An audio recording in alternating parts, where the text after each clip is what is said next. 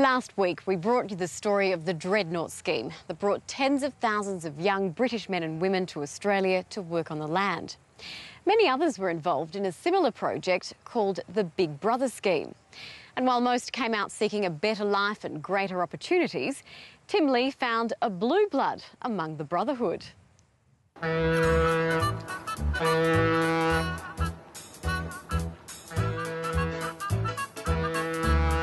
For most of the last century, there were at least 12 schemes which helped ship young British migrants to Australia. The most extensive, most successful and most enduring was the Big Brother movement.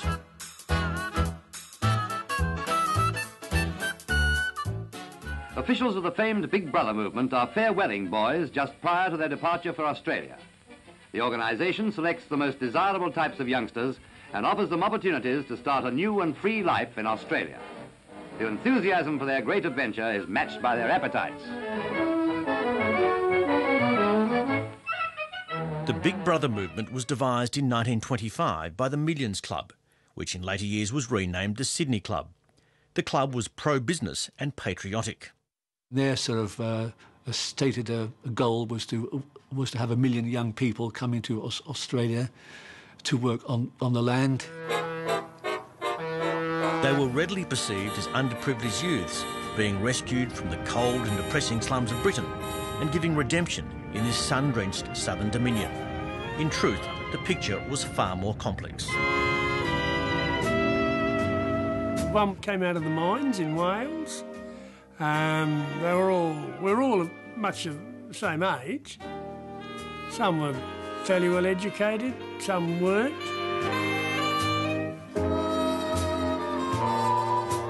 But all of them possessed a sense of adventure and belief that Australia offered them a better life. Most arrivals got a crash course in farming to skill and acclimatise them before they were assigned to their employment. As trainees, they receive no pay. But as soon as they are considered proficient, they are placed in selected positions and receive the ruling award in accordance with the type of farming in which they're engaged. Unlike the earlier Dreadnought scheme, which ran from 1911, the Little Brothers, as the boys were known, had guardians known as Big Brothers. They acted as sponsors and mentors to the new arrivals until the boys reached the legal age of 21. In the local town, they would have the local policeman or butcher or baker or someone would act as a big brother that the lads could go to if things didn't work out on the farm. And there were cases where, it was a pretty hard life on the farm in those days when you think about it. Probably pretty primitive.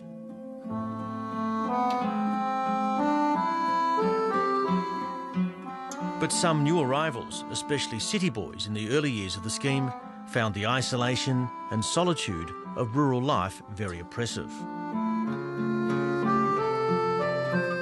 You couldn't assess how someone would react when they're being interviewed in Britain as to what you're going to do, how do you feel, as to when they were on the back of the boondocks, living at the bottom of the paddock. So some of the problems did come polite after the lads had been here and gone out to work. During the Depression years, as the dole queues lengthened, all organised migration schemes to Australia were suspended. 2,000 Little Brothers landed in Victoria, many in those early years. Among them was a young man who worked for a branch of my own family on a farm in East Gippsland in eastern Victoria. It's a very sad, tragic story in that in 1930 he'd sent gifts and I presume letters and so on back to the family in England, and they'd have to go back by steamer for the Christmas period when they were to be distributed, I presume. Regrettably, there are few official details of the destinies of those 2,000 young men. The personal files of the Victorian Little Brothers were lost many years ago.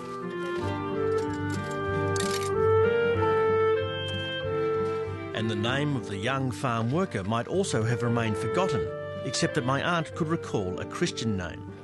As young boys, we'd always heard the story. Only of recent times we started to make inquiries. As generations go on, we didn't even know the unfortunate boy's name. And My older sister, who was barely 3 at the time, I happened to ask her, and she said, oh yes, his name was Georgie. Local cemetery records threw up the name George Carr, and the Public Record Office of Victoria provided the proof. This is the inquest of George Carr, dated December 1930. George Carr worked for several years as a general farmhand for my great-great-uncle, Harry Lee, who described him as industrious, bright and sober. But George Carr was evidently so troubled and depressed that he took strychnine, and what's revealed here is a grisly tale of a slow and torturous death a long way from home. There is no known photograph of George Carr. The inquest lists no next of kin, nor even his age at the time of death. But it does confirm the family story. They found him writhing on the bed in very extreme agony, and it appears that he had taken strychnine. Strychnine is a deadly poison, commonly used in poisoning foxes. They couldn't save him, and in the autopsy, finally, the doctor had said that he'd taken enough strychnine to kill 500 people or an elephant. With the story now known, a plaque is being planned for George Carr's unmarked grave. In the inner Sydney offices of BBM Limited is a priceless repository of records. Those files contain the personal details of most of the 12,500 little brothers, and most of the Dreadnought boys, a similar immigration scheme which ran between 1911 and 1939. It brought an estimated 7,500 boys to Australia. A lot of the fellas now are applying for their pensions, passports. They've decided to retire, they're not going back to the UK. All reasons that they need proof of arrival. And often the only proof, because none of us had passports, or very few. We had these documents of identity, where the advent of the people looking for their heritage or their ancestors or whatever it is that we have the records on those lads, 12,500 of them, here in this office. A high percentage of little brothers joined the armed forces during the Second World War. About 10% of them were killed. From 1949, new arrivals could opt for careers other than farming.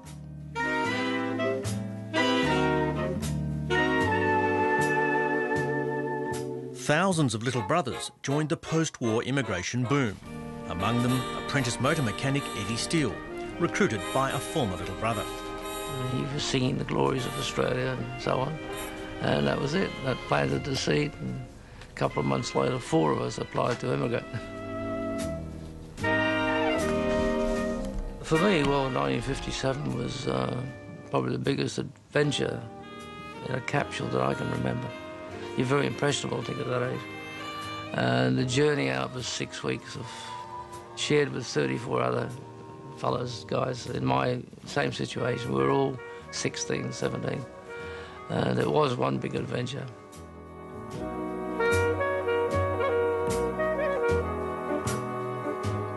There's been a number of success stories among both the Big Brother movement and the Dreadnought scheme. The Little Brothers, as they were called, and that's where the Dreadnought boys have become members of Parliament. They become quite senior Army and Air Force officers. They've done all sorts of interesting things. One of them may or may not be the rightful heir to the throne of England.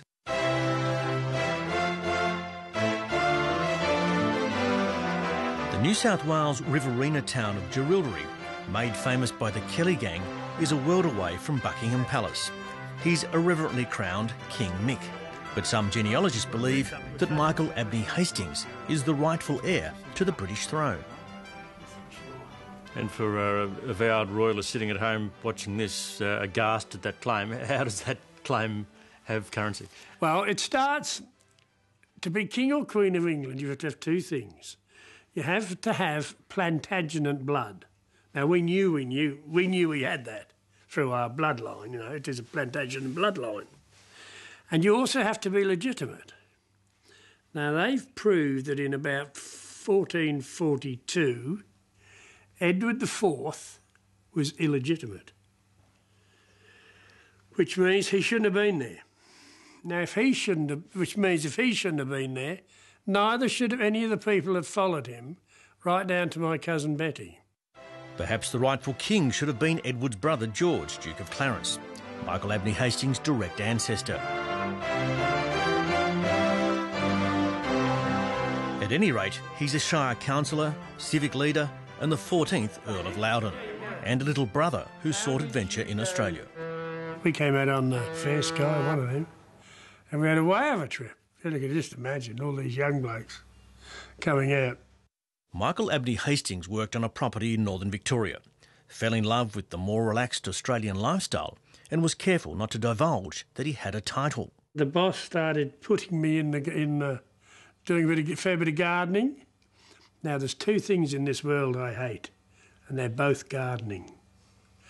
And so I said to him, listen, boss, if you've got nothing better for me to do than garden, I could have stayed home. We got friggin' acres of it. Later he became a stock and station agent, stock inspector and worked in the rice industry. A widower, he recently remarried. A lot of those blokes went on and did very well for themselves. Ended up with properties, and if they hadn't come out here, that chance would not have been probably available to them in England. And I think it was a wonderful scheme.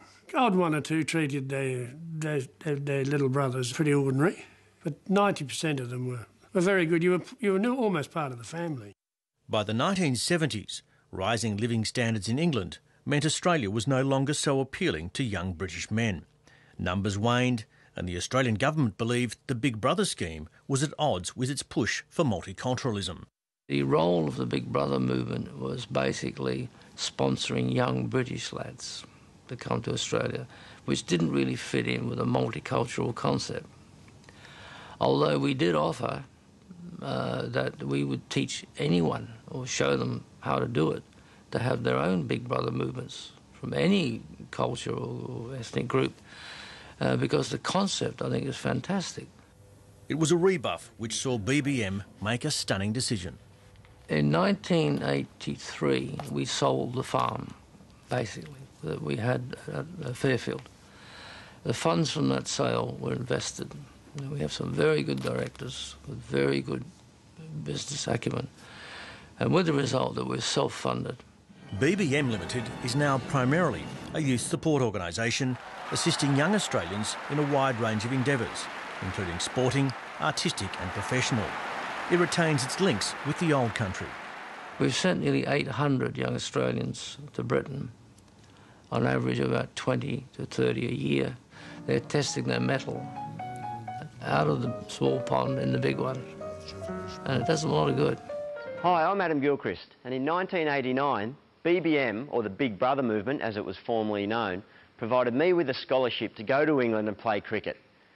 Without doubt, that year was the most important year developmentally for me as a cricketer and as a person. Everton, who drives it across goal and into the goal off the post. Socceroos Brett Emerton and Harry Kewell are two high-profile beneficiaries. The Big Brother Scholarship Scheme is what got me to Leeds. Their help gave me the chance to become a professional footballer, and for that I'll always be grateful. I urge you to offer Big Brother all your support possible so they can help young Australians better themselves.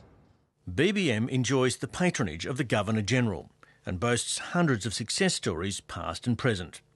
The organisation has changed enormously over time, but 83 years after its formation, it retains one clear core goal: to shape the destinies of the young. Sadly, Bill Ayres, one of the Dreadnought boys we featured in part 1 of our series on young British farm labourers, died this week. He was 102.